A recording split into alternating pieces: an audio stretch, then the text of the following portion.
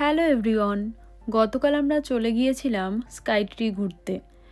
তো প্রথমেই পৌঁছে গিয়েছিলাম এই যে স্কাইট্রির নিচেটা, মাথার উপরে স্কাইট্রি দাঁড়িয়ে আছে। তারপরে আমরা ওপরে গেলাম, সেখান থেকে টিকিট কালেক্ট করলাম।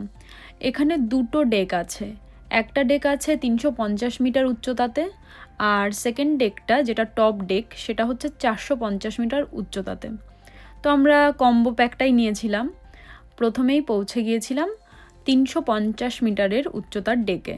তো গিয়েই এই রকম ভিউ, অসাধারণ ছিল ভিউটা।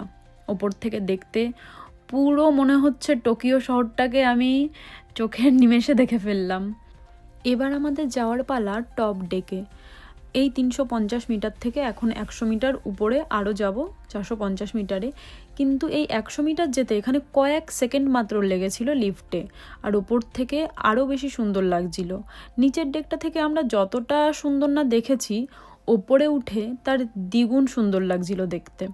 খুবই সুন্দর ছিল। আমি প্রথমবার গিয়েছি জাপানে আসার পরে, আমি এখনও অবধি টোকিও স্কাইট্রিতে যাইনি, এই প্রথম গিয়েছিলাম আমি। আর সন্ধ্যার পরের ভিউটা তো অসাধারণ, ওই যে দূরে টোকিও টাওয়ার দেখা যাচ্ছে।